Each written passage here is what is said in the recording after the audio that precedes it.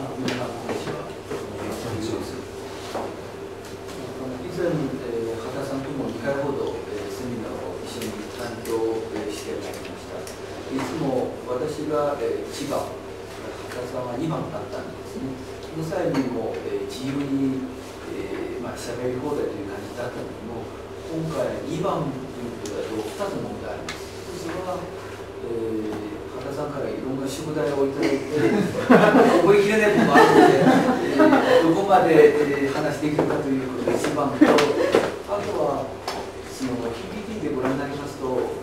品質が違います。こっちの方からいろんな個別事案とか法律ポイントを説明するつもりですけども、データの方は少ないんですよ。畑さんの方からいろんな現地の情報を取りまとめて最新データとして非常に豊富ですね。これでおそらく日本の方ですね、非常にデータが欲しいと、いろんな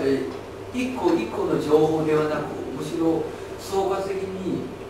取りまとまった内容は重要と。こういう意味で、いつもセミナーで終わったところで、大体畑さんが含まれて、何十名ぐらいここから名刺交換を求められたの、私がその3分の1程度だったというのは、多分データの問題だと思うんですけど、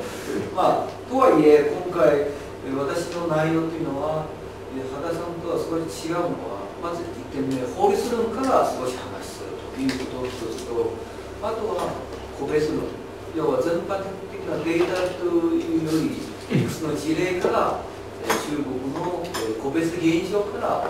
注意点を皆さんに対してお届けするという2番目と、あとは中国人として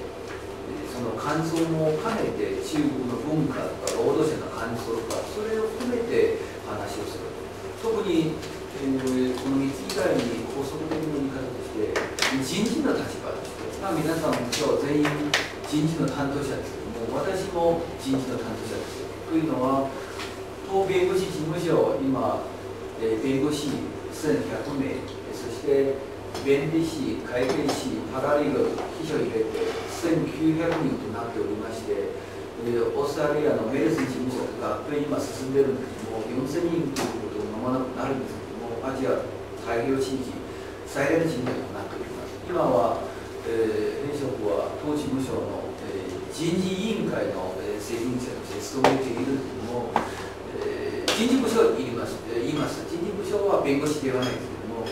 弁護士の中で、例えば、あるパートナー弁護士は財務担当、ある弁護士は総務担当、私が人事担当として、人事部署を指導して、会社といえば人事監視役員みたいな、偉い言葉といえばそうですけども、そういう立場に立てるので、そういう意味から言えば、皆さんと似てるような感想、頭を悩ませていると、例えば、給料の問題についても、弁護士事務所内部でもあるし、労働組合もうちも作りました。弁護士が残業でなしでいいということを言うんですけども、理論上は実はそれ根拠がないこと。あと、同じく労働組合もこの間作りました。あとは弁護士の休暇制度をどうするかと、弁護士ほとんど休暇取れないよと、違法だというような事務所内部の弁護士のクレームもあるので、先月、うちの弁護士の就業規則を全面改正しました。そういうような立場から見れば、同じような感想も一部あるかと。しかし一方、今回のセミナーの内容というのは、おそらく企画の段階もそういう考えですけれども、日本では労働人事関係のセミナーが多くて、中国現地の労働実態、例えばストライキ事件とか、いろんなセミナーがすでにありました。今回の企画の食い違いというのは、本社の労働人事の担当者はですね、本社にいらっしゃいながら、現地法人の法務部長、人事部長、人事スタッフをどのように指導するというような考えにあったんですね。もちろん今日は中国現地に取材に行かれている方と、これから赴任に行かれる方もいらっしゃるんですけども、まず出発点は本社としてどのようなイメージを持っておくべきだということで話をスタートするんですね。そうすると今回の内容というのはできれば幅広く労働人事のことを議論すること、つまり深いところよりむしろ幅広く話題を取り上げるということ一つと、あともう一つコンプライアンスの観点。コンプライアンスの観点というのは本社の方から、しっかりと、指導していかないと、現地労働問題に起因して大きく発展した結果、コンプライアンスの問題となってしまいますと大変だと。こういうことから、今回お話を、準備してまいりました。そしてコンプライアンスという話はもちろんもともと労務の話ではないんですけれども、簡単に言えば中国ではコンプライアンスのことが実は昔あったわけなくて、日本は2000年からスタートしたようですけども、中国はわずかここ数年ですよ。特に中国の現地ナショナルスタッフ、例えば人事副部長、人事部長は、おそらく日本の方、出向者として務めるんですけども、人事副部長、そして、人事課長の方でね、よく日本本社の人事指導の際に頭悩ました一つという話題は、いや、こういうような人事制度、人事のやり方だと、労働人事管理のコンプライアンスの問題あるんですよと本社にいたところ、人事の会社の方からコンプライアンスなのかと、中国語何というかという言葉からスタートですね。中国語ですね、そういうコンプライアンスということはないんで、日本語はカタカナあるんですけども、中国語にはカタカナないので、そうすると、翻訳したところ、準期商法、準期商法という言葉は、日本語ということふさわしいかどうか分かりませんが、規律守ることと法律を守ること、こういうことはコンプライアンスの概念だけれども、ただ4文字だから分かりにくいということで、現在新しい言葉が出ているところですね。合規、つまりルールに合うこと、これは多くの会社、コンプライアンス部署はあるわけじゃないんですけども、今出たところ、コンプライアンス部という中国語というのは合規部です。準期商法部ということで変なので、合規部だと。これは、中国のコンプライアンスの観点から、見た出発点。そして日本ではご覧になったところ、社会的な規範を守る。中国語の概念では社会的な規範を守るということをコンプライアンスと見なしていないのはほとんどですよ。いや、法律守ると。ただ、社会的な規範ということを守るということをコンプライアンスという概念にはあんまり、濃くないと。薄れる。具体的に言えば、例えば、例の台湾企業、フォックスコン、アップルに対していろんな代理加工をしているところですけども、そこで従業員ですね、建物の上に登って飛び降りて自殺とか、あとは社内のいろんな問題あると言われてるんですけども、本当かどうかは分かりませんが、その際に一つ問題というのは、法律上ですね、違反する労働管理ではないものの、社会的な規範から言えば問題だと。例えば、従業員に関して厳しく管理をして、朝から晩までこのキャンパスから出てはいけないらしいですね。らしいと言わないといけないのは、本当にそうじゃないということを、フォックスコンの弁護士からクレームが得たくるかもしれないので、そういうことをまず一つと、あと食事の際に静かに自分のところで食事をして、お互いに、今日はどうなのかということは、あまりできない状況にあるらしいですね。こういうようなことで、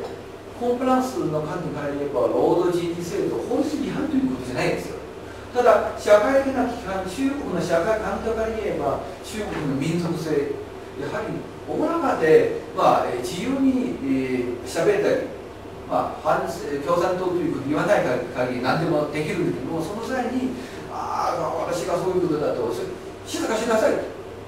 そういうような、いわゆる従業員に関する心へのケアが足りないということは、やはり最近、社会的な規範を守ってくださいと。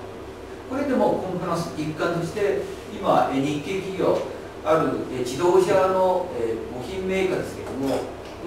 三電さんじゃないですけれども、中国の南の方ですね、心のケアに関して、コンプライアンスの観点から、労務関係のコンプライアンスの構築というのは、もう、契約の整備とか、労働管理の方じゃなくて、この法律以外に実際上は守らなければならないのは、社会慣習、従業員の習慣、文化の提唱、そういうことは今新たな労務人事管理のコンプライアンスと言われています。コンプライアンスということを言えばふさわしいかどうかちょっと微妙ですけれども、そういうことはまず一つ。は後ほど、コンプライアンスマニュアルという作成の話題もあるんですけど、その際にまだ議論するんですけども、昔ですね、日本でですね、コンプライアンスマニュアル作るということブームがあったんですね。私も、日本に7年が住んでおりまして、早稲田大学院2年、丸紅株式会社法務部4年半という関係で7年弱日本に住んでおりましたが、当時、丸紅のコンプライアンスマニュアルがあって、勇気の扉ということで、中国原資の適用する部分も私が担当したんですけれども、今振り返ってみると、大きな会社が今スタートしているのは、包括的なコンプライアンスマニュアルではなくて、細かいものを作ってるんですよ。主に3つのポイントですよ。1つは商業賄賂防止のコンプライアンスマニュアル、2番目、独禁法、カルテル、そして、科学以外に市場における支配的な地位の乱用と不正競争防止の方からどのようにするか、例えば業界の団体に参加して上海のあるホテルで一緒に値上げのことをどうしましょうかということはやはり防止しないといけないということは2番目、あと3番目、やはり労務の観点からのコンプライアンスマニュアル、こういうことで労務関係のコンプライアンスマニュアルというのは雇用の際にこれを注意する、その労務管理の際にこれを注意する、契約解除の際にこれを注意する、労働組合との交渉の際にこれを注意する、会社は撤退再編を行う際に従業員との交渉の際にこれを注意するというのは、今多くの日本企業のコンプライアンスマニュアルの作成の新たな問題、そういうようなことでコンプライアンスの観点からやはり日本の本社、特に今回太田さんと最初に起案したところ、日本本社としてしっかりと現地法人に対して別に契約どうなるかということというより、労務のコンプライアンスの枠組み構築する、これはまず全般の話ですね。一応5ページはご参考までに中国のコンプライアンスの観点から見ることに際して主に中国のバックグラウンド、社会的な状況について一部参考資料として書いてありました。例えば中国は訴訟社会になりつつある、ビジネス世界はそうですけれども、労務管理の社会も同じく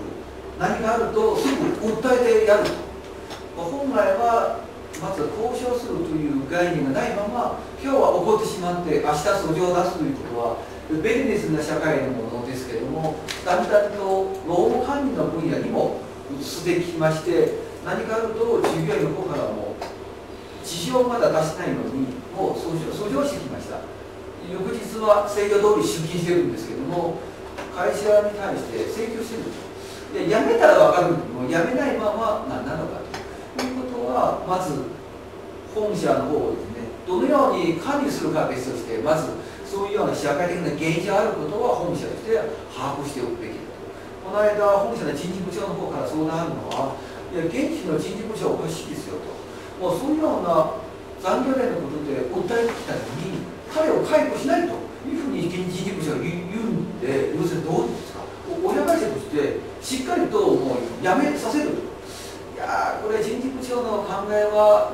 もちろんリズムかどうか別として法律上相手の個人が会社を訴えることによって就業規則から言えば利益相反ということで言えるかもしれませんが、それを訴えてきたことを思ってすぐお前解雇すると就業規則違反とは言えないんじゃないかなと。これで人事部長はまず法廷で戦うと同時に本人と交渉するという選択肢は正しいかなと思いますので、本社としてしばらく様子を見てみましょう。ちょっと社長に私が言いますと、ワンマン社長のところだからちょっと私が社長に言って、社長が言うと、なんだとんでもないと、そんなやついらないと、ちょっと待ってと、そういうようなことでやはり本社の概念上はその訴えるの意味ちょっと中国人現地の意味とはちょっと違うんですね。これは一つ。あとは中国人の反日感情、今回いろんな事件も発生しまして、そうすると今後も重要なのは、何か現地あると多分本社の労働人事管理の担当者が一番恐れてるのは、これは一般の反日騒動からスタートして労務問題までで展開すると。例えば一般講義でもスタートして、じゃあ一部の従業員も、そういう問題がある。まず一つ、ストライキします。それは日本企業のために働かないということの一つリスク。もう一つはサボラティブ。ストライキしませんが、仕事の場を放棄して、今日はもうみんな帰宅します。やらないということに。あとは理由をつけて、もう今日はみんな具合悪いと。もうコースは無理だから帰るということは、参考に。あとは一部の工場で、従業員ですね、最後、下水道のところで、なんか下水道で水が流せないと見たところ、その繊維メーカーの繊維の原材料は全部それ捨ててない。別に、破壊行為というより、仕事放棄もいいからと。別にわざと工場に対して損害を与えるというつもりがなかったかもしれませんが、どれでもいいと。そういうようなことで、やっぱり反日感情からスタートしたのは、原子のそういうような問題です。そうすると、原子労働人事管理の担当者はどのように対応するか別として、日本の親会社の方からイベントするのは、やはりそういうような政治情勢から言えば、労働人事管理、どのように対応するか。今日は、全部それ触れる時間がないですけれども、近いうちにもし、こういう政治情勢さらに悪化してしまうと、多分重要なセミナーというのは、こういうような政治情勢に基づいて、現地労働人事管理はどのように新たな課題に面するか、できればこのようなセミナーを開催しない方がいい。なぜかと言いますと、もう政治情勢が回復するから。それが一番望んでるんですけども、でも日中関係、それ以上悪化すると、多分その契約どうするかというより、現地管理のことを、特に例えば中国30社出資している会社、この間相談あるのにも、各人事部長、現地でいろいろやってると。ただ私が本社の人事部長として、中国現地の30社に対して、今後、反日感情、反日運動からスタートした結果として、どのようなリスクを選別すると。それは対応できるリスク、対応できないリスク。そして日本人をどの場合は引き上げ、どの場合は中国人の幹部、いわゆる親日派を保護すること。そしてどのような場合ですね、工場を止めること。そして最近ある自動車メーカーの方からワークシューリングを、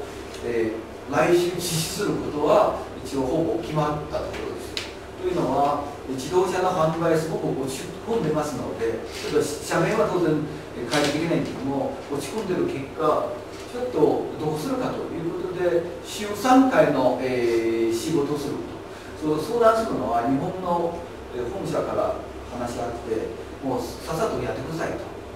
そういうことで、ただ現地の人事部長の方から問題を提示してきました。どういう問題とかに言いますと、それは来週無理と。なぜかと言いますと、ワークシェアリングというのは、週5日間のワーキングデーから週3回ということで、給料どうするか。じゃあ、給料は当然仕事の対価だから、週3回の程度だ。いや、それはダメだと。なぜかと言いますと、ワークシェアリングというのは、もともと法的概念はないんですけども、今少し出てきたところ、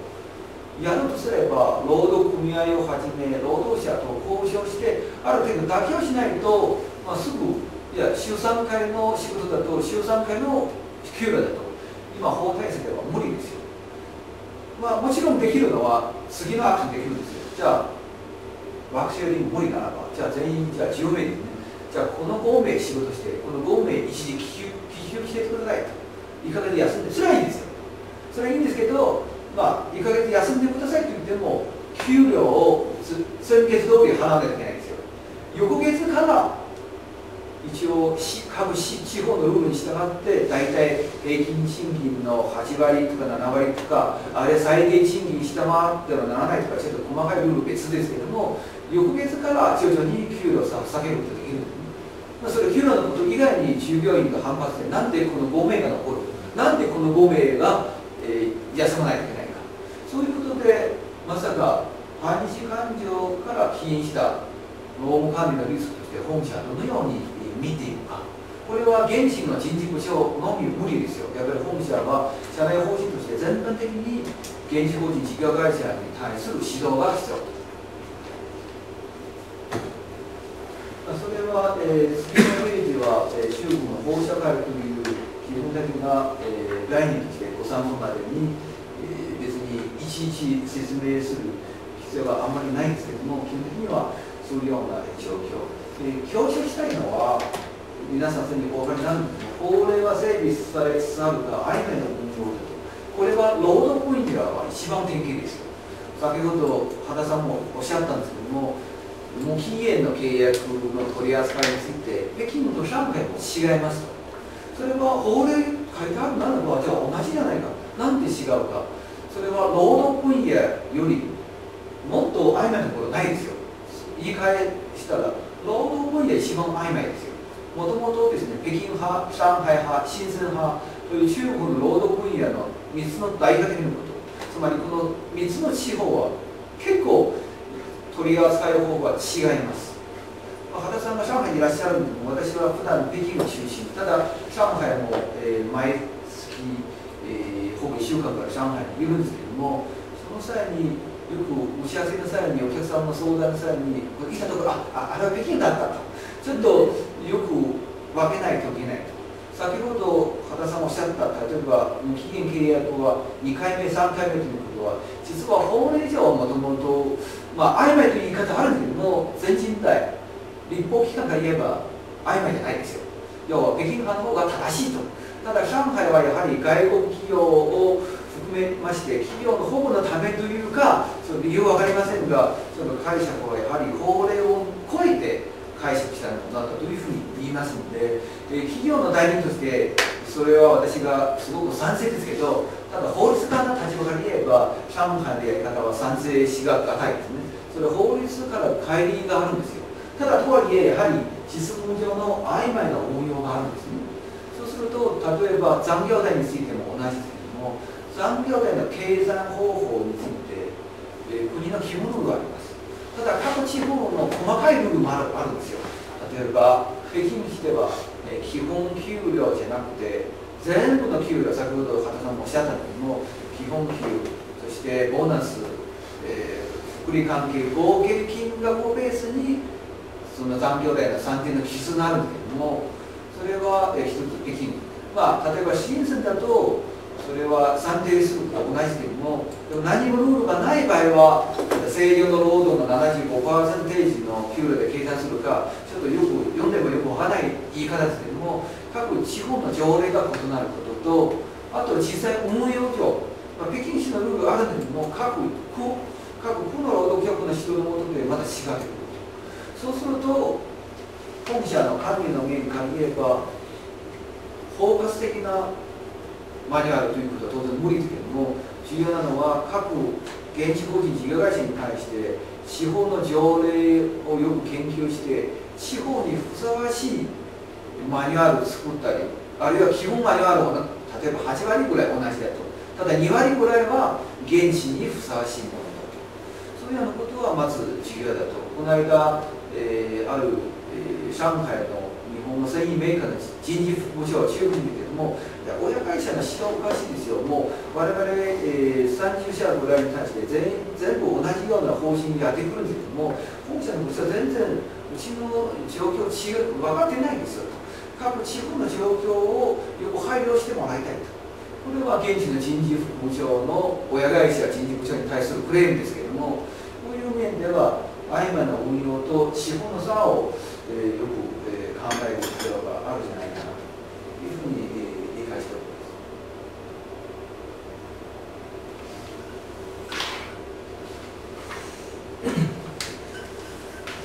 最近、ご参考までにコンプライアンスの事例というのは、労働の分野のコンプライアンスというのはおそらく2つある。1つは会社から従業員に対する観点からコンプライアンス、要は会社が法律に従って従業員を雇用したり介護したり管理したり、それは一つ。もう一つは従業員がコンプライアンス違反しないように社内の教育制度、監督管理制度を作ること。例えば従業員勝手に自分ですね、いろんな変な行動したり、税関法違反、商業賄賂ルール違反、そういうことも達せるので、この意味では伝統的な業務というのはもう親会社いかなる方法を持って人事現地の担当者に対して要求するのは、従業員に対して正しく管理すること。具体的に言えば会社と従業員の関係重要ではあるものの、従業員から社会に対するやり方、例えば従業員から第三者企業に対して妨害したり、従業員から政府機関に賄賂したり、従業員から他の従業員に対していじめをしたりなぼったりすること、これはコンプライアンスの観点から、許せないものとして、今一部の会社の本社としてこの観点から現地人事部に関する教育として要求するのは、人事部の方から新たな教育制度を作ってコンプライアンス問題を生じさせないように現地の、従業員に対して教育すること。これで最近、ある、自動車部品メーカー、モシャク、信用、天津、香港、4カ所で従業員全員を集めてコンプライアンス研修を行うと当事務所に対して要求、依頼してるんですよ。この4カ所で、シリーズを行います。まず、日本人の出向者に対して日本語で話をする。主に、人事管理の流儀、総経理に対する教育。2番目、中国人ナショナルスタッフ幹部たち、例えば人事部長、法務部長、営業部長、どのように従業員管理するというようなセミナー2番目。3番目、従業員若たち集めて、500人、1000人ぐらい集めて、中国の労働法制について簡単に説明して、要は合法的に権利行使すること。例えば不満があればクレームでもいいですけども、仕事の場を放棄したりすることは良くないことと、例えば物を盗んだりすること、もちろん刑事の問題もあるんですけども、会社の財物を破壊したりすること、刑事のこと以外に社員管理の観点からどのような問題あるか、そういうふうにしっかりと教育する。これは日本の親会社からコストを出して、本社の人事部の予算で、現地法人あんまりお金がないようですけれども、こういうのを出して我々は現地の出張ベースで行ってきました。こういうことは多分今後の、コンプライアンスの、将来像だと思います。以上はまず、コンプライアンスの観点から、中国の労務人事管理のコンプライアンスの根本的な部分をまず説明しておきました。次はいくつの具体的な話題を、取り上げます。先ほど原さんの方からもおっしゃったんですけれども、雇用形態、雇用形式のことですけれども、これは親会社とも関連あるんですけれども、この間日本の商社と議論したところ、その商社は今何を考えているかと言いますと、今までの間接雇用を全部、直接雇用に切り替えることはどういう効果があるか、どういうメリット、デメリットがあるかということですよ。工場とは違いますね。工場で、若たちから日本人は大体直接雇用ですよ。でも日本の商社ですね、結構フェスコなどの会社を通して、駐在事務所はフェスコなどの人材派遣会社を通さなければならないんですけども、駐在事務所じゃない場合は本来人事の制度として派遣通さないといけないということはないんですよね。自由だと。ただ多くの販売会社、商社、結構直接雇用ではなくて労務派遣という形でやってきているんですよ。その目的はいろいろあって別に詳細に分析しないんだけども、おそらく管理の安いというのはやはり、販売のマーケティングの状況を見て、やめさせたりとか、あるいは、その規模を縮小したりすることはやりやすいじゃないかという考えあったらしいですけども、ただ今の問題点というのは先ほども触れられたんだけども、いわゆる間接雇用だと労務派遣の法律があるんですけれども、一応基本法律、ただ労務派遣法というか労務派遣条例もまだ制定中ですけれども、それは制定の方向性から言うと労務派遣を制限することはもう避けられないと。労働契約法も制限してきたんだけども、例えば労務派遣のことについて臨時的な仕事、補助的な仕事ということを要求するのに、イメージ的に例と挙げますと、労務派遣という形で複層経理を労務派遣もどうかなということはちょっと当然ですけれども、あと例えばじゃあ掃除の人間だと、掃除の人間だと主要な業務じゃないので労務派遣は当然想像しやすい。主な仕事、例えば私の会社は IT の、開発だと。IT の開発だと重要なのは IT ソフトウェアの、エンジニアリングをやってる人間。これ全員間接雇用、この会社は直接雇用もういらないんじゃないかと。こういうことでやはり主要な役割を果たす人間は間接雇用は多いという法律の方針だし、将来像ですね。でもそうすると話に戻ってまいりますと、日本の商社販売会社だと今までの体制でね崩れてしまうことが心配されるので、今確かに取り締まりここまでまだしてないですし大丈夫ですけども、やはり将来どうなるか、特に明日突然労務派遣法をオープンしましたと見た瞬間、どうするかと、そういうことは問題ですね。もちろん法律として定めて実行の面でそこまで厳しくないかもしれませんが、そこともリスクはだんだん近づいてきます。そうすると日本本社の方から最近力入れているのは、各子会社の方に対してこの雇用形態について、雇用の形式について一回点検します。まず現地法人事業会社両方あります。事業会社についてほとんど直接雇用の方に切り替える。もともとワーカーたちの直接雇用はメインですけれども、例えば一部の電子メーカー、特に北京、上海近隣の電子メーカーですね、多くの会社の形というのは3分の1、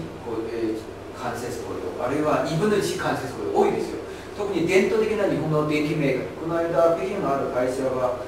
撤退したんだけども、よく見たところ、1800名の従業員でも労務派遣の人間は800名ですよ、ワーカーたち。これは珍しいと言われるかもしれませんが、実は珍しくないですね。その1000人が直接雇用と800名の間接雇用の人間のギャップいろいろあって、本来はそこまで区別なかったんだけども、今回介護だとちょっと抗議騒動してきたんですね。直接雇用の人間に対する保護厚いから経済保障金、退職金の水準は結構いいですけども、間接雇用だったら派遣会社あるんでちょっと簡単でいいと言ったんですけども、その間接雇用の労務派遣の労働者、私がここでもう10年勤めてるんで、もう今派遣ではない人間とどこが違うか、違うこと全くないですよ。今まで福利厚生全部もらってるんで、どこが違うか分かんないですよ。今更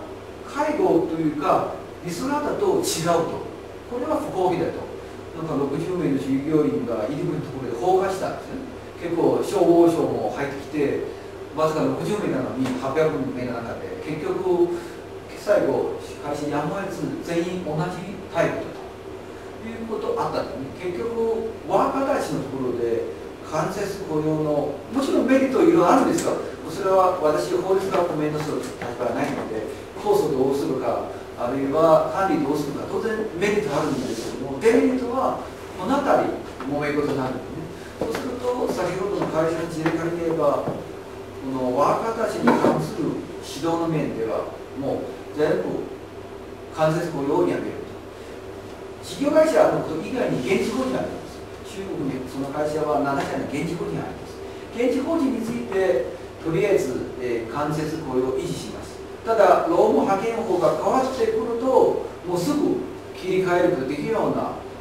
情報を収集しておくこと、関連の調査会社とか派遣会社とかそういうような、接触しておくこと、そういうことでやはり最近のホットの話題というのは、日本の親会社の管理の下で雇用形態の調整をするかどうか、する際にどのような領域でいつ頃行うか、こういうことは、今の、新たな話題だと。間接雇用のメリットとか直接雇用の、デメリットとか、そのあたりはいろんな考え方があって賛否両論で、あくまでご参考までに、コメントをしておきました。10ページですね。そして11ページだと、今後労務派遣会社との、交渉ですね、今後多分増えていく理由というのは、まず一部の業界では労務派遣を継続して利用していく。もう一つ、一部の業界は先ほど話したように、じゃあ間接雇用から直接雇用に切り替える。そうすると労務派遣会社との契約解除というか根本的な解除とかそういうことはやはり今後予測されているので、一部の会社はですね、すでに労務派遣会社の強気どこにあるか、どのようなことをよく要求するか、畑さんのような派遣会社に詳しい方の方のアドバイスも聞いていて、労務派遣会社どこまで妥協できるか、例えば契約、もちろん契約をしたいですけども、労務派遣法が出てきたら、じゃあすぐ来月もう全部派遣をやめますというふうに言った場合は、保証金どのように要求されるか、そして一期が分断的にやっていくか、そういうようなことは、あとは従業員の保険の調整、福利厚生の調整、どういうふうにするか、そういうことは今、皆さん考え始めたところです。昔だと当然、派遣会社との契約、ひな形について、たくさんの派遣を行う際に、どのように要求したら、会社として経営的な利益がいいということをよく検討されたので、今は逆のパターンで出やすいように何ができればいいと。特に途中で終了した場合は、経営保証金、契約すでにあるんですけれども、その契約をですね、今でも調整しておくことができるかどうか。特に派遣会社、今、だんだん立場が弱くなるので、もともと派遣会社少ない時代があったんですね。実は私も20数年前、北京の中央政府労働省に勤めていたんですね。私がまさか労働関係の仕事は大学時代、もう労働校の大学で勉強して卒業したら労働省に配属されたんですね。それで中国労働省傘下の国有企業、シタスという人材派遣会社、当時5大人材派遣会社だったんですけど、今はもう人材派遣そんなに やってないようですけれども、上海の方まだやってるようですけども、94年、95年頃私が3年間法務部長を務めていたんですね、北京の方でね。当時、一番、印象が深いものというのは、結構、フェスコに対して全然比べられないけれども、ただ、プラントに対して結構偉いような立場でいろんな労働省の傘下国有企業なので、契約ひな形について修正を無理、一文字も無理と、そういう時代があったんですけども、今は、まだ強気あるらしいけども、だんだんと弱くなる。割と中小派遣会社がどんどん出てきてるんですね。そうすると、日本本社の指導の下で、原子法人の方から、これをきっかけに、派遣会社との契約体制を見直して有利な立場にすると。そうでないと今の派遣会社と解約して別の派遣会社に切り替えると。従業員として別に表には派遣会社から派遣されてきたとはいえ、多くの場面は従業員はどこから来たかと言いますと、会社から自ら募集してこの方がいいと契約条件交渉した結果ほぼ合意したところ、ただ直接契約しないので、この派遣会社を通してくださいということよくあるんですね。じゃあ A 派遣会社じゃなくて、今回 B 派遣会社を通してくださいということはよくあることがあるんですね。こういうことは、労働、契約の労働契約法、2008年以来どんどん注目するのは労務派遣会社との付き合い方法だと。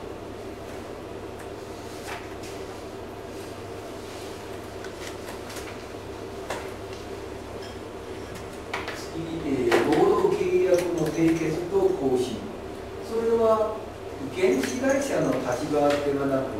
親会社からの方で見るもの、どこのものかといいますと、まず書面契約しないといけないとか、それは法律も皆さんも精通していると思いますので、別に細かくまで説明する必要はないので、簡単に入れておきました。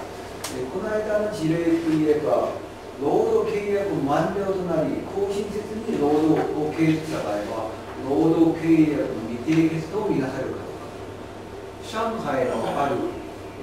電気システムの、日本の会社で、そういう問題が発生しました。ある A 従業員ですね、会社に対してクレームしてきまして、私との契約なしでもう仕事をさせられていると。これで労働契約に基づいて、倍額の給料をもらいたいと。そその詳細な説明を少量しますけど、皆さん多分知っておられる中国の場合ですね、書面契約を結ばないまま雇用すると、従業員の方から給料の2倍を要求できる権利があると法律があるんですね。会社、ちょい待って、あなたもう今回もう3年目だから契約はもう2年前あったんですよ。いや、あったんですけども、契約には自動更新条項はないんですよ。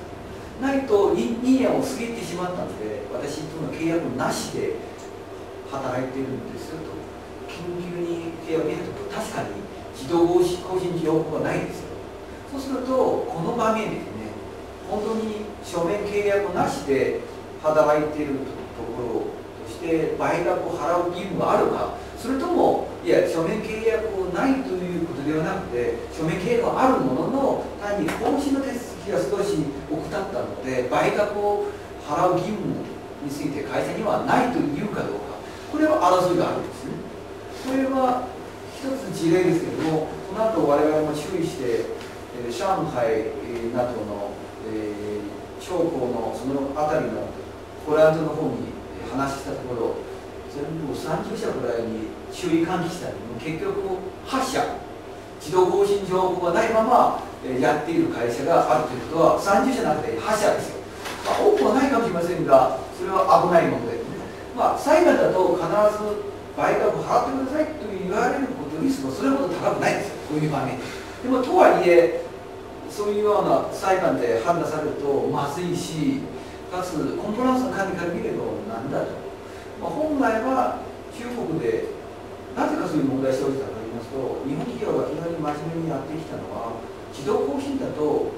そういうようなことはあまりよろしくない。なぜかと言いますと、人事評価をして本当に良ければ更新すると、特に新入社員について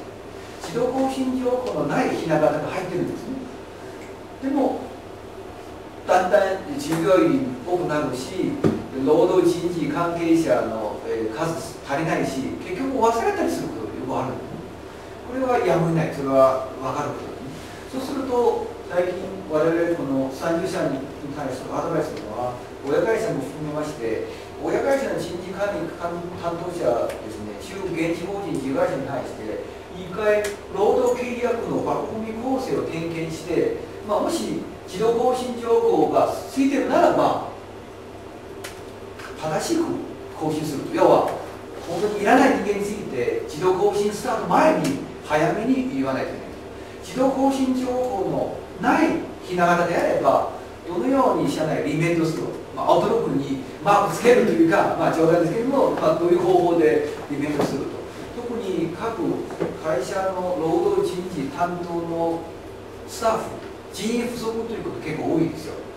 国数に社会保険の新たなルール、外国人の社会保険のルールとかいろんな出てくるんで、人が足りないのが現状ですよ。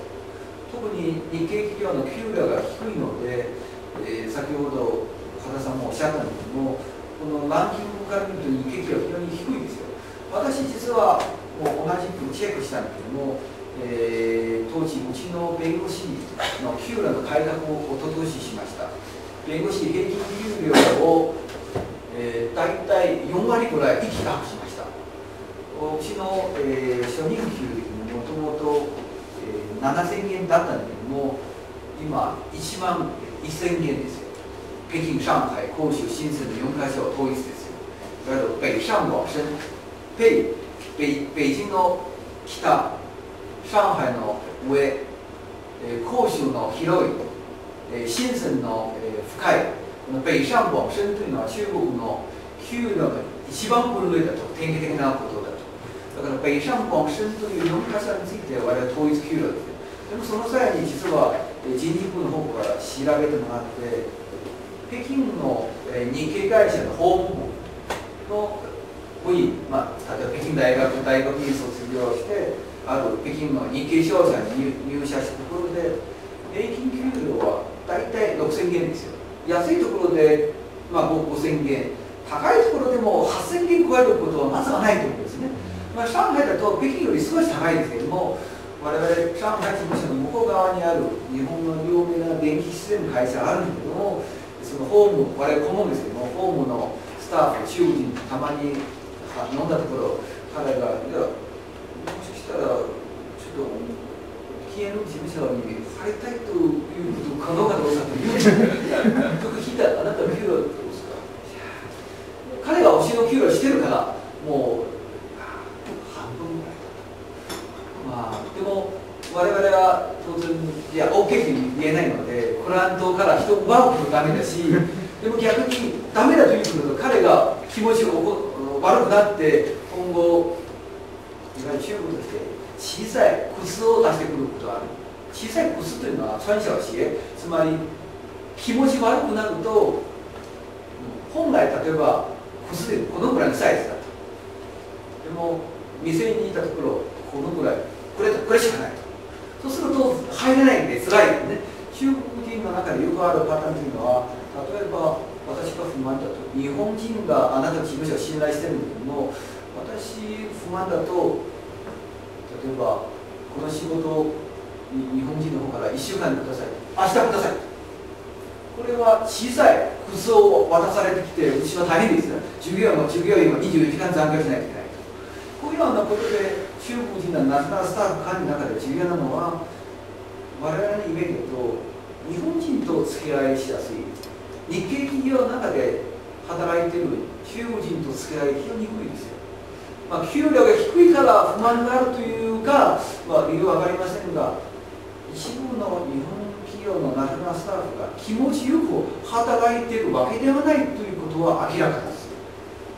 まあ、給料が低いということのみというか、他か、まあいろんなデータあるかもしれませんが、私は分かりませんが、結果そういうことですね。そういうようなことで、やはり脱線してしまったというか、戻ってまいりますと、そこはやはり人事担当者の人員不足で、この辺りの管理を怠ったとか、そういう意味で、親会社の管理のもとで、各子会社ごとにどのように書面契約のこと、契約更新のこと、そして、契約条項、どのように、法律上、今、13ページ、法律上そういうような必須条項ですけども、それ以外に新たに加えてくるものは、各事業ごとにどのようなことがあるかということは、重要なポイントだと思うんですけれども、次、無期限の契約、私の方からもう固定期間という言葉を使いますので、期限なしの契約というのも、これはどの場合は期限なしの契約なのか、別に今日は細かくまで議論をしなくてもいいと思うんですけれども、議論したいのは、例えばうちの弁護士事務所、ルールを今、改正してるんですけれども、一律3年契約するんですよ。3年契約の目的はどこにあるかと言いますと、弁護士として優秀であるかどうか、医師には分からないんですよ。センスがいいかどうか少し分かるかもしれないけど、3年で分かるんですよ。先ほど羽田さんもおっしゃった通り、できるんだったら契約をですね、1回目、契約しました。1年後、1年契約であれば1年後、いいのこの人。ダメだったらそれでいいですけども、OK、延長します。延長すると、次回は延長せざるをないですね。そうすると、1年のみで、本当に効率かどうか判断しづらいですよ。3年くらいだったら、いいかどうか分かるんですということですね。でも3年くらいだと、本当にバカな人間だったらどういうふうにやめさせるか、でも3年契約だと、使用期間も半年だから、明らかダメな人間は半年以内で辞めさせると。半年以内で、よかっただと、多分3年で見て、本当に素晴らしい人か、とんでもない人か。そういうことで、うちの事務所は今そういうことやってるんですよ。ただ、これ弁護士事務所ですね。でも企業はどうなるか、当然、自動車産業はこうだと。販売会社はこうだと。IT 産業はこうだと。当然違います。そうすると、今、我々日本の親会社に対するアドバイスは、各現地会社、事業ごとに、それぞれの固定期間のことを意識して、契約期間のことについて、ある程度目安を作らないといけない。もちろん、業種によって違うのも、会社内部でも分けるかもしれません。例えば、管理部門について、例えば、1年、ワーカーたちのリーダーとされる品質とか生産課長とかそれは3人、ワーカーたちが1年、例えばですよ、それはそれぞれ会社の事情に合わせてこういう制度を構築するのは、日本の親会社リーダーシップということは重要だと。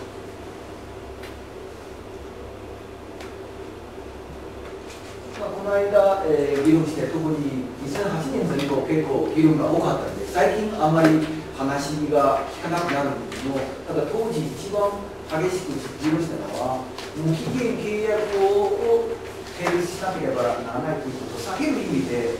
もう例えば12年の勤務だと、もう無期限契約にならないといけないので、9年目、8年目ということですね、従業員に相談して、君が辞めてもらわないか、辞めると、今までの勤続年数に合わせた退職金全部を払います、かつプラスアルファでやります。契約解除して、その日をもって新しい契約スタートすると。これは日本ではあんまり想像つかないんだけども、いや、危なくなるという従業員考えるんです。中国人、僕の場合は喜んでるんですよ。要は、先ほど、おっしゃったように、キャリアアップのことで結構転職したりすること多いですよ。とりあえずお金多めに、本来、例えば9年間の勤務について9ヶ月給料もらう。じゃあ、プラスアルファ3ヶ月。あ、じゃあ12ヶ月分もらっておいて、私がある程度能力あるのは多分自信があるんで、多分必ず会社から1年契約スタートしても構いません。期限契約じゃなくても構いません。逆に私がすぐ辞めて、別のところに行くと、本来自分が辞めると、経済保証金もらわないんですよ。自分の都合で。でも会社の方は全部もらって、私自由だから嬉しいと。そういうことで、従業員が応じるニーズ結構あるんですよ。会社のニーズとしても、今後いろんな方針転換で辞めさせること大変だから、こういうこと少しプラスアルファってあっても、総合的に言えば、やはり経済的な合理性あるという判断で、お互いにヘビーですよ。いいですか、いいですか、いいですよと。そういうことで、でも、世界的にアピールしたところ、会社の脱法行為とか、結構当時言われました、2008年。その後は脱法行為だから、最近そういうことあんまり聞いてこないんですけども、今年少し出てくるのは、同じようなパターンが出てきたんですよ。なぜかと言いますと、実は、心配するのは、やはりいろんな組織変更とか、あるいは親会社の株の転換とか、今、中国の組織再編とか、株の売買とか、活発化ですよ。そういうことで、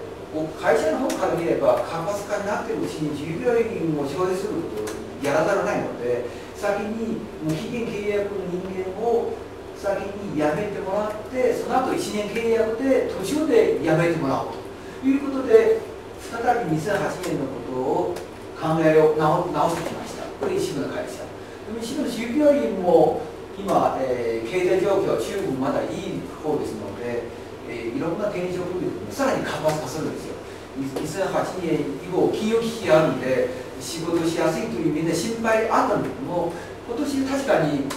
その CPA とかいろいろから見ると、状況悪くなるようですけど、でも雇用体制まだいいです、全体的には。雇用体制まだいいので、とりあえず自分が保証金もらわないことより、先にもらっておいた方がいいということを、今年また新たな話題が出てくるんです。そうすると、これは脱法行為とはいえ、違法とははっきり言えないので、日本の親会社として、このスキームが脱法行為だからダメだという考え方がある一方、考えてみる価値があるだろうということは、今、耳にしたことがあるんですよ。ただ、日系企業じゃないですよ。欧米系企業はうちの事務所に相談があって、2008年のファーウェイという事件は、まだ同じパターンで考え直してもいいかどうかというような議論があるんですね。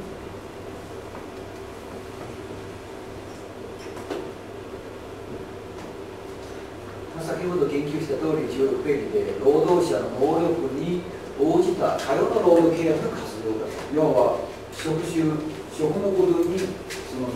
就労期間について、3年なのか1年なのか、一番ふさわしい時期を考えていく。労働契約締結時の留意点ということは、これは現場の方の事業会社がよく担当するものなので、別に詳細を説明しないでも、ご参考までにこのようなポイントを言えるんですけども、注意点というのは、子会社というと分かるんですけど、例えば御社の現地法人、北京があります。北京の方から上海の出先があります。上海の出先の雇用をどうするんですか？北京に雇用しないといけないんですか？それは上海の支社、支社というのは独立法人ではなく、ここは中国として分根数という言葉ですけれども、分根数について、分というのは分割の分、根数は会社ですけど、分根数の場合ですね、契約の資格はあるんですね。ただ、それ契約するんですけれども、多くの保証はやっぱり親会社から保証しないといけないので、契約共有するのは分根数の人間としていいということは、よくあると思うんですね。これは締結罪の意味で。その一方、じゃあ契約変更したり、終了したり、解除したりするとどうなるかということは、これは、各現地事業会社自ら判断ですけれども、ここで親会社として考えないといけないのは、おととしから我々時間をかけて、パナソニック株式会社から依頼を受けて、この親会社の仕事というのは、人員削減の方法に関するマニュアルを作成する。これは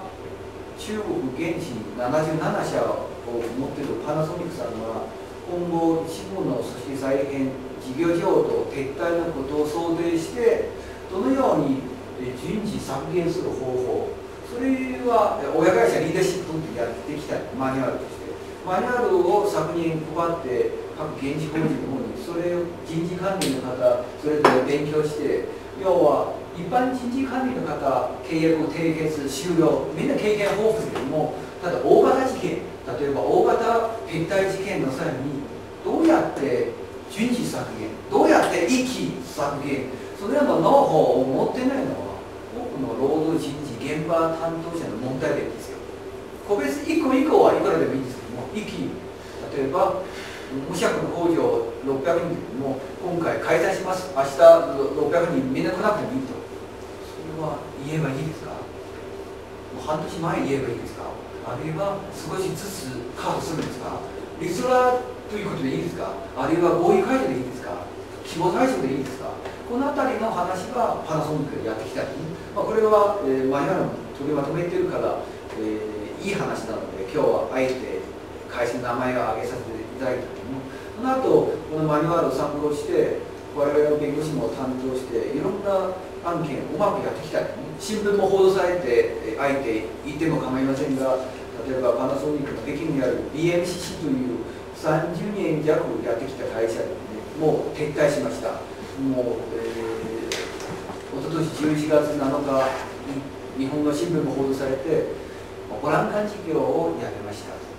松下さんと東証ヘリ氏が合意した、当時最初の中日合弁会社です。3800名の従業員を結局80名までカットして、最後100ドルの値段で中型に売って撤退しました。そういう案件と、あとは、広東省の仲介、そのモーター事業をパナソニックからミニベア株式会社に譲渡したと。譲渡に際して広東省の2500名の工場をですね、2つ分けて、産業モーターと情報モーター、それぞれ分けて、一部がやります。一部はミニベアに譲渡したと。そしてそのような電池工場も、樹海の工場を、開催しました。それは全部新聞報道された事件ですけれども、その際に本社の労働人事の責任者はどの役割というか、やはり現地労働人事担当者に関してその削減方法に関する指導、これは、重要な部分ですので、今回例えば人事削減の方法とか簡単に18ページいくつのポイントを入れておきました。人事削減じゃなくて、じゃあ契約期終了だと。それは、会社解散の場合、その際に重要なのは、従業員の再就職に協力する。当時、上海に展開していた日本のある繊維メーカーですけども、一気解雇だと。ただ解雇すると、なかなか従業員納得にはいかないので、どうやっていいか、親会社と弁護士相談して、一つ案というのは、再就職支援金という形で、再就職センターの方に1人ずつ500元出してけども、その3000元という形で出したんですね。そうすると、従業員ニュース的に仕事を紹介を受けることになるので、実際はそれほど報告がないかもしれませんが、でもアピール意味で従業員、私ですね、そんなようにいい値段でおられてるんで、今後多分先に紹介してくれると。ここういうことで会社の介護について反発ですね、それほど厳しくない状況にあって、みんな早いうちに納得したい、こういうことでやはり親会社の方から再就職支援という形で、多分日本の文化に従ってハローワークの状況を想定して、行ったものだと。中国の方もハローワークみたいな就職支援センターもあるんですけれども、そんなに効果がないような話と聞いているんですよ。そこに期待するとあまりできないんじゃないか。逆に北京のある日系電子メーカーの案件ですけれども、800名の従業員で辞めたんですけども、就職支援でこの間来たところをわずか数名程度ですよ。残った人間は再就職は無理という形で、自分がその経済保障金をもらって自分の小売りの商売をしたりとか自営業したりする人間ほとんどで、生活苦しんでるんですよ。当時一気何万件何十万件の経済保障金もらって大きな金額ですよ、喜んでいたのに結局再就職難しいですよ。中国ですね、非常に社会的現象が難しいというのは、一体労働市場は景気がいいか悪いかということを分からないですよ。なぜかと言いますと、中国経済まだ絶好調だから、すごく労働力不足という言い方がある。一方、今経済状況がだんだん悪くなるので、一部の、就職です難しいですよ。大学の生徒が再就職難しいですよ。広東省ですね、いろんな工場があって、特に外国企業ですね、地元の労働者は少ないんで、大体田舎の方の労働者を集めるんですよ。田舎の方の労働者で来ないんで、例えば4分法、つまり労働者なかなか手に入らないという、その悩みある一方、一部の仕事では、その一般の若たち仕事見つからないと。本当に中国では労働力足りないか、足りすぎるというか、ちょっと分からなくなるんですよ。こういうような社会的な現象がある中で、一つ結論というのは、親がいの管理の際に従業員が仕事を探しやすいという人間もあるんですし、探しにくい人間もあるんで、今後管理の際に従業員ですぐ転職してしまうというようなことを阻止するような体制を構築する一方、もう就職も難しいから辞めさせること難しい状況をどのように防ぐか、両方の面から親会社から原資に指導しないといけない。前者だと例えば秘密保持、協業禁止、すぐ辞めてしまうと何か損害賠償請求できるか困るんですよ。もう1、2年以内なのにすぐ辞めてしまうとか、そういうようなことで防ぐ意味と、なかなか辞めさせたいですけども辞めさせることできないと、そのような両方の問題を意識しながら体制を構築していく。経済保障金の項目について、この間、上海の繊維メーカーでの上海の郊外の新浦、アウラというところですけれども、そこの集約合弁会社があって、繊維メーカーですけれども、経済保障金の算定の際に、争いがあるのは、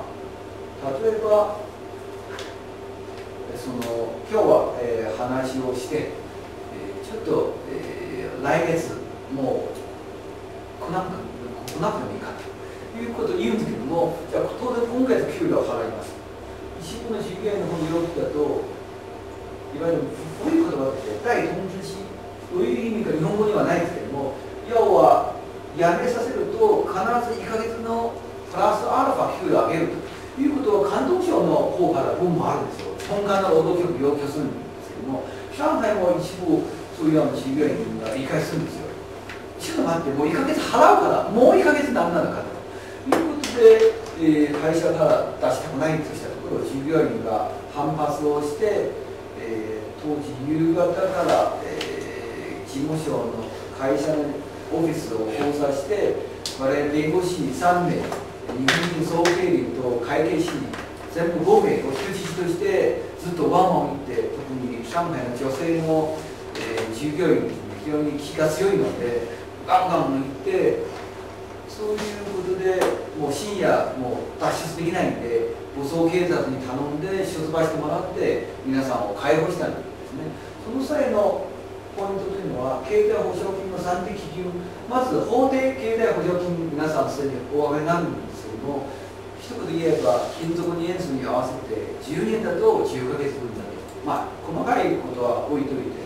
そうするとそれ以外に何を払うべきか。例えば今日をもって終了しましたということは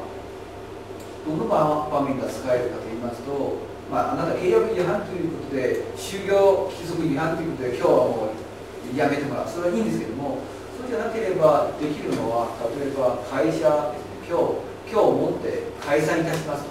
理論上から言えばもう給料は今日までできるんですよ。ただ実際上はみんな2ヶ月後の給料もあげるんです。もう今日からも仕事しなくてもいいから。でも給料はもう2ヶ月するのは僕の地方の労働局の指導ですね。今日はもう会社も解散しますから終了だから、なんでもう1ヶ月だと。そういうことはクレームあるのに、大体そういう実務上はやってるんです。それ以外にプラスアルファ、インセンティブを与えるのはほとんどの事例なので、そうするとインセンティブをどこまで払うか、現地の従業員の要求、現地の人事部署の考え、そして親会社の人事の考え、きちんとすり合わせをして進めていくと。主に実務でやってるのは、親会社が悪者にすることが多いですよ。どういうものかと言いますと、まずプランとして従業員に対して法定以外に少し、例えば、0.2 プラスあります。つまりあなたは10年勤務だと。10年勤務だと10ヶ月分。10ヶ月分の法定以外にプラス 0.5 である、じゃあ2ヶ月空けますということをもって従業員と交渉したところ、従業員が反発して、なんていうか、これを親会社の方から株主として、判断したところ、じゃあそれは親会社の人事部署が悪いということをガンガン言われるんですけども、その後もう少し調整して現地の人事部署の方から、いや親会社の人事部署と相談した結果、ちょっと 0.2 以降ということをして、選択すると、そういうようなやり方は結構実務上やってるんで、この意味では人事部署は大体このような大型会議の場面であんまり現地に行かない方がいいということを殴られるおそれがあります。悪者とされるから。就業規則について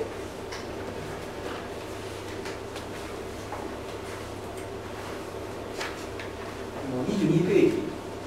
もう労働契約法のルールがあって、就業規則について会社一方的に作ることできないんで、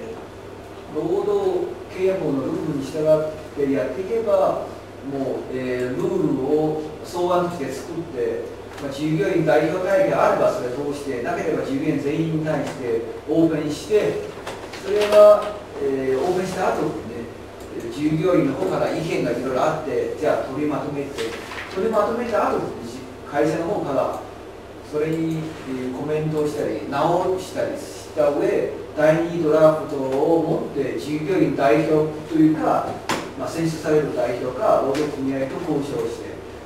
した後、最後会社が決定する。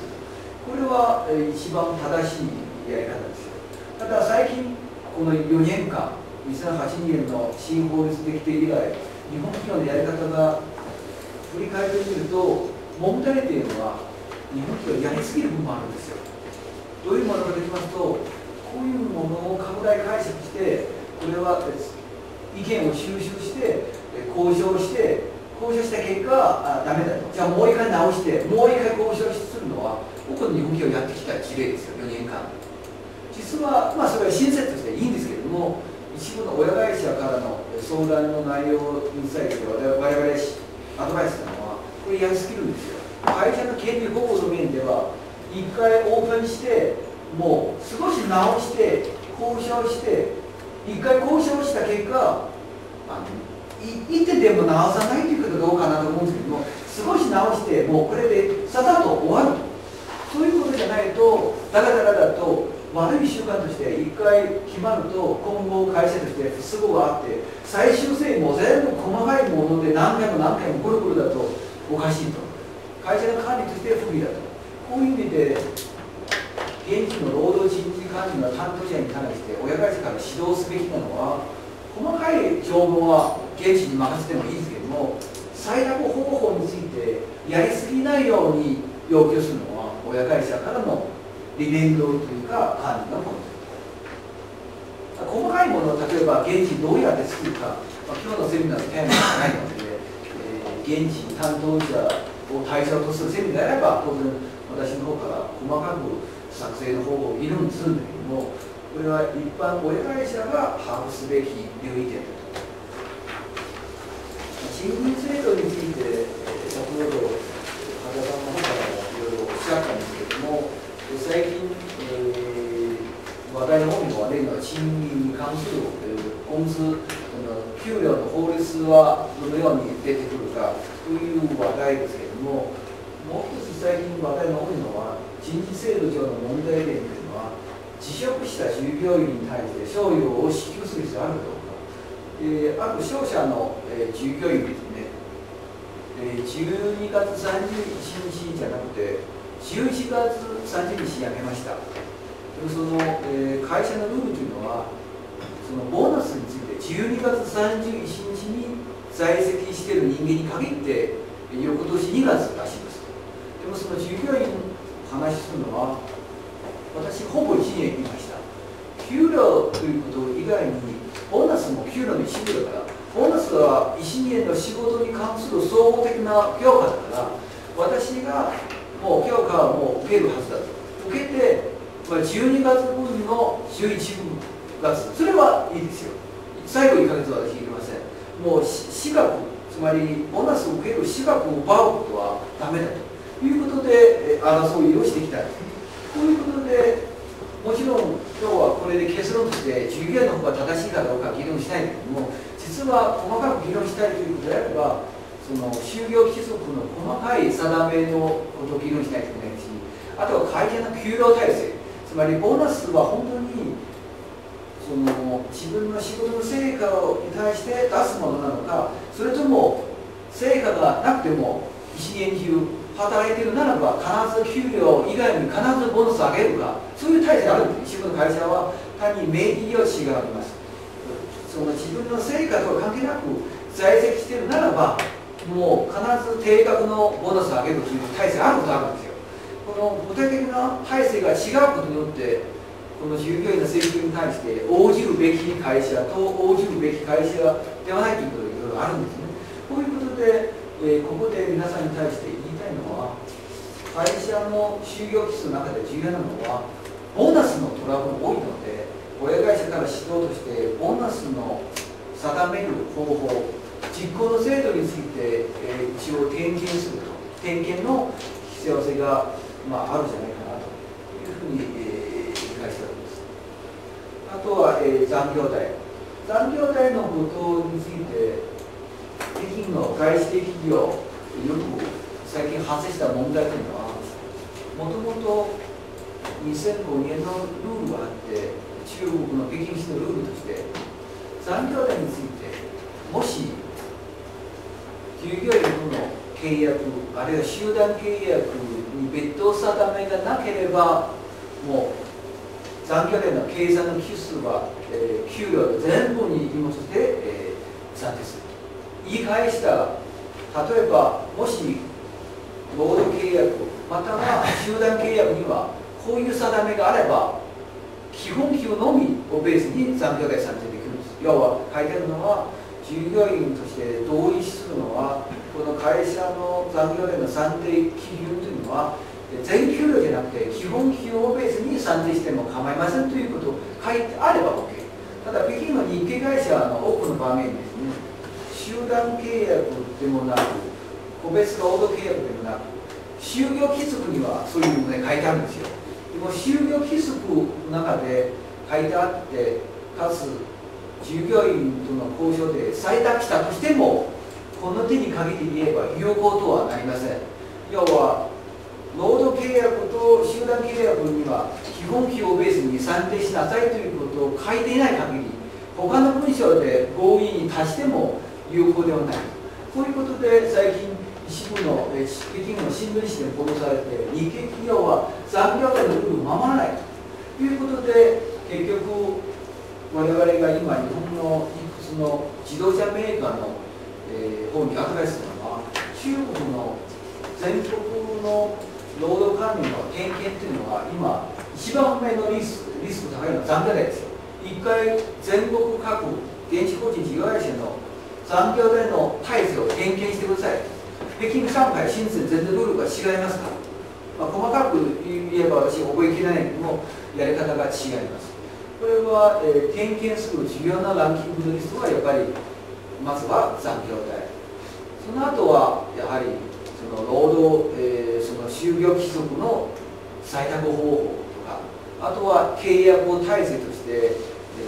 更新するか更新しないかの自動更新情報あるかどうか、そういうようなことはやはり一回各現地法人事業会社に関する点検ということは重要だという要求は親会社がするんですよ。ちなみに日本会社はまだ残業代をぶつかりやすいのは管理職の残業代だと思います。日本では管理職という残業代なしということがベースですね。私も2002年の丸紅に入社したところで残業代なしと言われました。当時私が総合職ではなく専門職ですよ。専門職というのは一応当時に言われるのは過小クラスという言われるので残業代なしだと。私が半信半疑で丸紅が多分嘘は言ってくること多分ないと思いますのでサインしたんですけれども、中国の状況をよく見たところ管理職の残業代なしということは違法というされることは結構あるんですよ。具体的に言えば残業代なしできるのは高級管理職、高級管理職という管理職どこが違うかもちろん難しいけれども、まず社長いわゆる総経理はその高級管理職、副総経理も高級管理職、総会計士とか、そのあたりも高級管理職だと言われますので残業代なしで、あとはセールスマン、例えば、仕事の内容として朝から晩まで出勤ということを要求されなくて、例えば保険の売り込みの人間が外で出た、それは残業代一日何時間仕事するか関係ないので残業代なしということはそれは特別業種でいいですけども、それ以外は例えば保証であっても高級管理職と認定されない以上残業代が必要ですよ。この間、日本の三大自動車メーカーの医者からの相談というのは、うちの中国会社が大きいから保証でも高級管理職ですよ。総経理、部長、課長、係長、班長、保証高級だよと、残業なしでいいよということで、結局いや理論上は無理ですけども、ちょっと地方の労働局と相談したんですね。労働局は 100% ダメだと言わないにもちょっと消極的に意味として、気持ちが分かることが分かりますので、認めてあげるといろんなこと心配するんで慎重に考えた方がいいということで、社内で、日本人の部長は数十名程度でかなということで、納得してもらったんだけども、でも中国人の副部長どうするかということで頭悩ましたんだけども、でも人数多いからちょっと再び新設部を断念したんで、一応中国人の副部長に対してもう全員一応残業代を出すと。残業代出すということで、実際は一部の従業員は夜遅くまで行ってあまり仕事ないまま、そのインターネットでやったり、そのいろんな新聞を見たりする人間もすごくあるんですね。そういうような高級管理職ではないものの部長プラス課長プラスだとあんまり上司から見てこないので自由に残業できるので、割とそのあたり複雑ですね。そうすると一部の会社は残業の内容を報告記録に残すというか、残業ということは必ず上司の書面に了解取らないと勝手に残業してはいけないとか、いろんな新たな措置が出されているので、出しても悩ましいところだなということがやっぱり管理職の残業代問題です。残業代の支払い基準を収めるまでに、26ページに、その支払いの期数が27ページに書いてあるので、あくまで収めます。特にトラブルの多いのはドライバーさんですよ。運転手さんですね。本来運転手さんは仕事の時間が不定時だから当然残業代なしで一括でいいじゃないかと言われるんですけども、実際上は蓋開けてみるとそれはほとんどできないんですよ。残業代なしということで結局仕事を辞めた後提出するケースが多いですね。特に日本人の総経理のドライバーさんが朝6時起きて7時ぐらい総経理を迎えて会社に送って、もう総経理は一日外出ないので部屋でテレビを見たりするということで、朝もう7時半から夕方の6時頃ずっと身柄拘束されてテレビ見たりしたんだけども、寝てもいいんですけど、もう、6時以降出て食事したり、そして2次会カラオケしたり、場合によってはマッサージに行ったりするかもしれないけども、夜1時2時まで終わって、そういうことで、いやそれは合計すると8時間程度だなと言われたんだけども、本人が提出するのは私が朝6時半から夜12時まで全部仕事時間、要は仕事というのは私が会社にいると外に出るわけにはいかないんで、テレビ見たとしても勤続期間中だと、こういうことでほとんど裁判でドライバーさんが勝つんですね。会社としてもちろんいろんな方法で給料の体制として書いていろんな言い方をして、その残業代を固定金額として福利厚生に込み入れるとかいろんなやり方あるんですけど、成功する事例もある一方、失敗した事例、特に関係でよく失敗したと聞いておるんですね。こういうことで残業代の問題は非常に多いということは言われるんですね。その詳細な内容は私も日本で論文を出しているので NBL の論文は興味があったら例えばお送りしま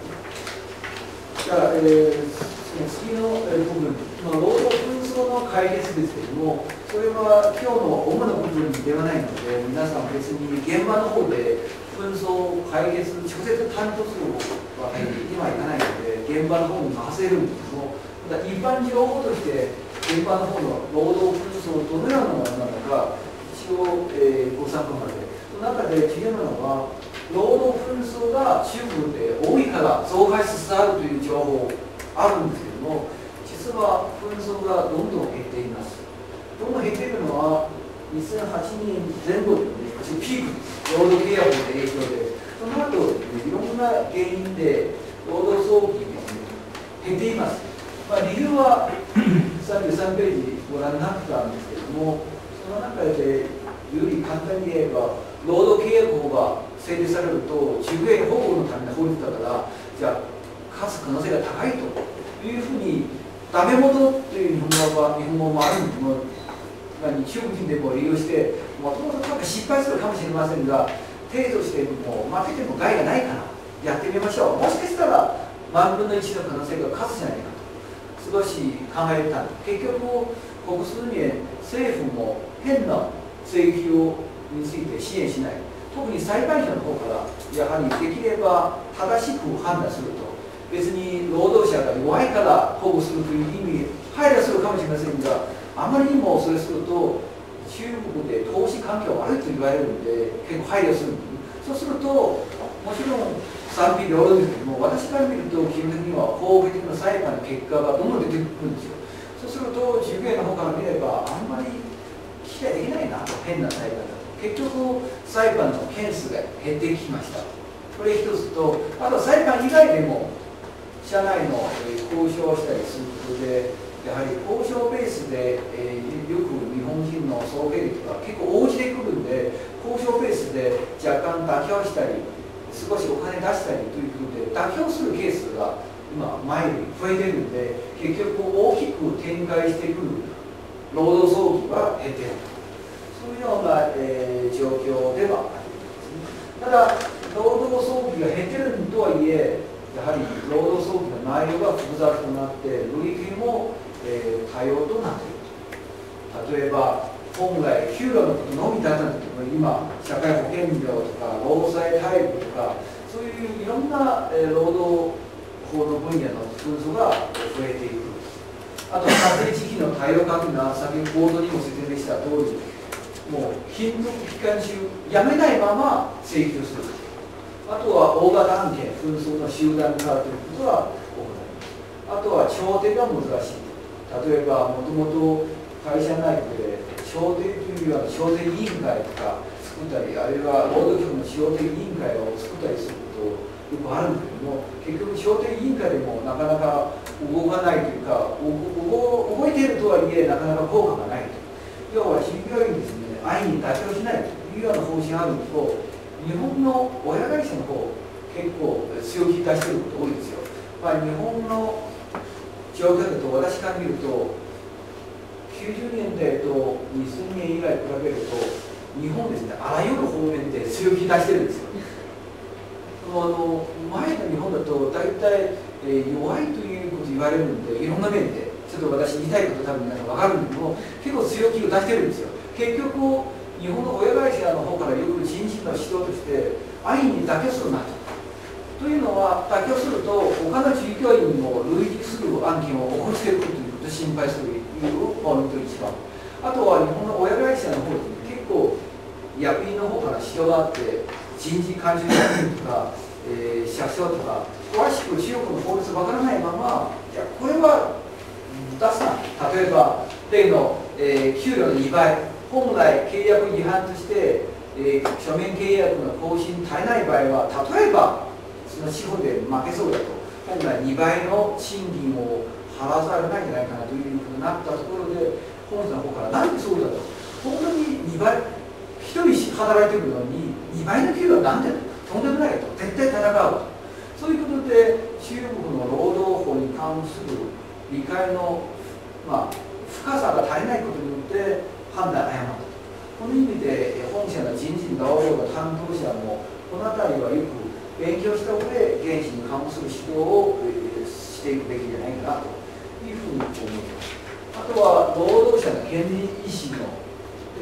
向上、特に自分の権利を保護する、例の本田事件、つまりストレーキ事件にも反映したように、従業員が自分の権利を守るということはあまりにも過敏反応というか、あまりにも強調すると。中国の場合ですね、例えば最近の事例、ペルシコーラの事案ですけれども、自分の株を台湾の監視部に譲渡すると。これは中国とは本来関係ないですよ。なぜかと言いますと、中国の企業は例えばここですけれども、この譲渡じゃなくて、この、親会社じゃなくて、親会社の親会社譲渡ですよ。この間の譲渡ですよ。中国企業とは関係ありません。ただ中国企業の従業員の方から、例えばここの従業員ですけども、ここはもうそのまま存続すると。ただ自分の親会社の親会社ですね、この親会社がこの株をここに売りました。これは中国の従業員何も変化がないですよ。変化がないとはいえ、従業員が抗議騒動しました。要は経済保証金ください。ちょっと待って、やめてはいないんじゃないか。いや、やめてはいないんですけれども、今後、米国系企業から台湾系企業に移るので、台湾系企業は信頼されないです。要は、すぐ潰れてしまったり、あるいは大企業で潰れてしまわなくても、やはりアメリカ人がジェントルマンだから信頼できるんで、アジアの人間に対してお互いに信頼しないんで、心配するんで、まず私が今まで10年勤務だと10ヶ月分まずもらっておきます。後でこれで働いていっていいと。そういうような要求ですね、あるんですよ。残念ながら全く根拠はないのに応じるべきじゃないけれども、抗議騒動をどんどん拡大して、会社として結局応じざるを得ない。応じざるを得ない結果として、今全国であちこちそういう問題が起こってるんですよ。うちの新鮮事務所で今全部6件で同じ案件ですよ。全く法律上1件でも払わなくてもいいのに、一応そういうような類似する要求が来るんですよ。この意味で労働者の権利保護意識の向上、その中で合法的な権利と合法ではない権利、あるいは合法か合法ではないというあらゆるところの権利、全部漏れたくさん聞いてくることが多いです。こういうような場面ですね、今後やはり注意していくべきだと。その場面の対応策どうするかと。これは当然一律これだとは言い切れないので、ほどほどで少し妥協しないと多分いけないと思いますので、完全に応じてしまうとどういうような影響があるかということは非常に重要なことです。今後やはり注目するのは中国で原子化。私も以前、企業研究会の機関紙で中国に結構原子化ということで論文も出したんですし、先月日本貿易会の機関紙において、中国の原子化の論文も出したんですけど、要は日本企業の労働問題ですね、なんでいろんな問題が起こるか理由はいろいろですけども、中国人の採用ですね、いっぱいしてるのに管理職の採用まだ少ないと。採用しても課長、副部長までだと。部長は大体日本人の出向者だと。日本人の出向者が、だんだん減ってて、部長が中国人になっても、社長は日本人以外はあまりない。こういうことで、やはり中国人の管理部門のスタッフ、あるいは営業部門の管理職として、将来性がないというような危機感があるんで、この意味で会社に関する不満があるんですけども、そうすると、労働争議が発生すると、会社に関する修正心に足りない、あるいは協力の態度が足りないという状況がある中で、今後、日本本社の人事制度の改革の指導として、現地国事業者に対してより現地化、多くの中国人管理職を採用する。ただ採用する際に何を修理するか、細かくまで言いませんが、領域というのは簡単に言いました。これは日本企業の中国人従業員が結構懸念するポイントというか、不満するポイントは、例えとしてこういうふうに書いてある。日本人部長はどうせ数年で変わるから、それまで適当に過ごせばいいと。そのようなコメントもあるので、受け地化は今後の課題。あとは、営業秘密信頼のことは、現地労働人事担当者、あんまり重視しないということがあるんですよ。親会社よく見るのは、やはり営業秘密保護という意味では、中国の転職率高いから、この情報漏洩ということを守る、情報漏洩ということを避けるという意味では、どのように社内の営業秘密保護の制度の構築、それでも人事制度の構築の一環として、皆さん結構重視しているということです。それと関連しまして、協業必至、辞めた後すぐ他の関連会社、同業他社に移ったりするという中国人の習慣もあるんで、習慣といえば変ですけども、結構そういう事例多いですね。そうすると、日本企業の構築というのは、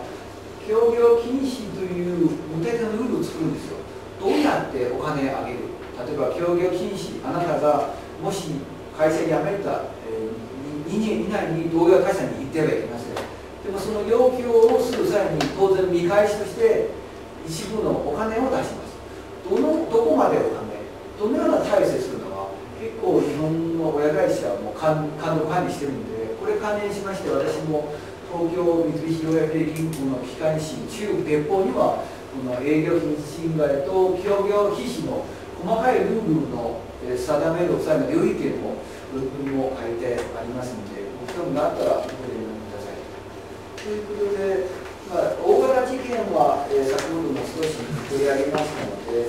解散生産の事例の領域とかいう領域、化学品メーカーの合併の事件でもあるんですけども、日系化学品メーカーの合併の際に、給料のトラブルが生じるのは、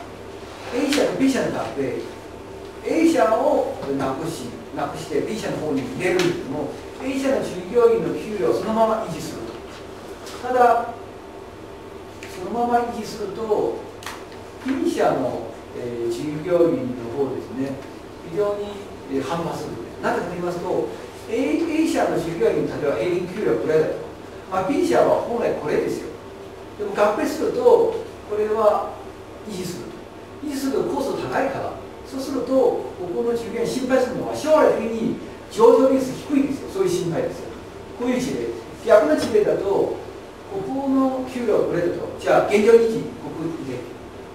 なんで同一労働なのに、信頼はなんで給料違うんですか。このもともとこれだと。もともと従業員これだと。我々が、ここ来ると合わせるべきだと。なんでこれだと。こういうようなことで、多分今後、組織再編、特に日本の親会社の組織再編が多いので、我々代理した企業から見れば、例えば三菱化学を代理して、三菱レイヨンを買収したりとか、あと当時、サントリーで、例のキリンとサントリーの合併は新聞報道されて、結局流されたんだけども、結局、検討の段階では今後、もし合併実現すると、現地法人どのようにするかということでも同じく、今、他の、新聞報道されてない、いくつの合併案件、日本企業同士間ですよ。我々が中国人弁護士に頼まれているのは、現地法人に関する労働人事の影響、例えば親会社合併する、現地は必ず合併とは限らないけども、でも合体すると何か給料のこと、例えばパナソニックと産業電機が合併すると、現地のいろんな重複事業、冷蔵庫、その洗濯機、その際にどういうふうに整合する、その整合する際に従業員の給与の合わせ、同じすること、同じしないこと、それぞれはやはり親会社の労働賃金関係者の判断も重要だなというふうに理解しております。資産情報ということは50ページにも書いてあるんですけども、日経機械メーカーですね、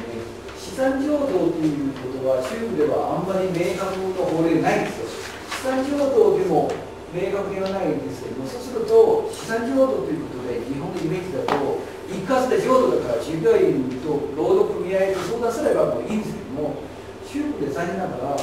従業員が全員の同意を得る必要があるというふうに要求される可能性あるんですよ。これは大変ですよ、事業浄土、石井じゃあ、あなた同意しないとやめてくださいということで言えば簡単ですけども、実際上は簡単じゃないですよ。というのは、例えば従業員の移籍は相手企業との合意ですよ。例えば生産経営維持するために600名を全部移します。でもその日系機械メーカーの事例として600名の中で300名の従業員くらい反対だと。でも、今度は300人行けばいいですけども、でも資産情報の要素という原因として300人だと生産経営できないので、こういう資産情報をペンディングしましょうということがあるんですよ。こういう意味でその資産情報の際の従業員の問題をうまく解決しなければ、やはり将来の会社合併とか浄土とか影響が結構来るんですね。こういうことはやはり、対策ということはいくつのパターンがあるというふうに、理解しておるんですね。種子の分譲度の問題点は先ほど話したように、本来は親会社の種子持ち分譲度なのに子会社に関して関係ないのに、実は関係あるというふうに言われている事例が、結構出てくる。最後は、労働争議防止の戦略というのはもう、一応ご参考までにこのようなポイントは、注意するポイントは現実的に事業会社は行うべきポイントですけども、親会社として指導の際によく会社内部の要因を見た上で指導していくというポイントにもあるので、主な検討事項、そして対策についてこの辺りは、いくつの提案をさせていただいております。最後は中国の労働争議の、多発ということ、現在少し減少しつつあるとはいうものの、全体的な数まだ多いですので、今後想定されるリスクの範囲に限れば賃金の集団交渉はまだ、おととしから特に参議院本部だったんですけども、その賃金の団体交渉の事例は増えていることと、そして賃金以外にいろんな交渉の要求来るのは想定しないといけないので、例えば今月給料、来月労働組合の方から例えば残業代のこととか、あるいは来月その福利厚生のこととか、そういうような普段は静かなところだったんだけども、現在各団体交渉の種類が増えている。そういうことで労働争議から起因してお客さんに対する納期の問題、品質の問題、それ複数の要因で結局大きな問題まで展開するというリスクがある。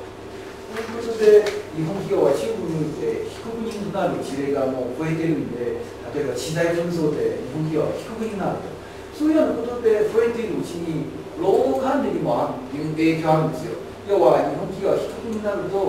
この間日本の中堅企業ですけども、資材侵害ということで中国で負けてしまったんですよ。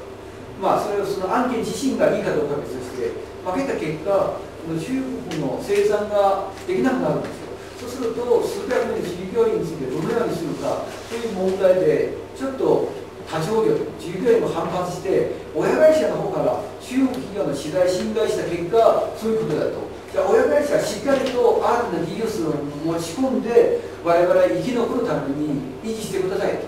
ペンディングしてはいけないと。そういうことで日本企業は困ってるんですよ。要は、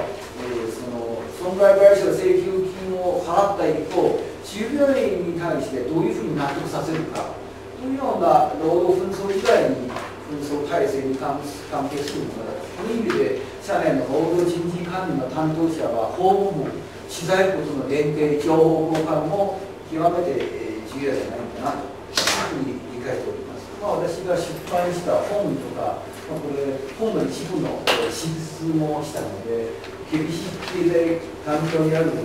外資劇の労務管理という本を日本在劇業協会など一部で担当しましたし、その早稲田大学の白木先生が執筆したチェンジングチェーナーの人的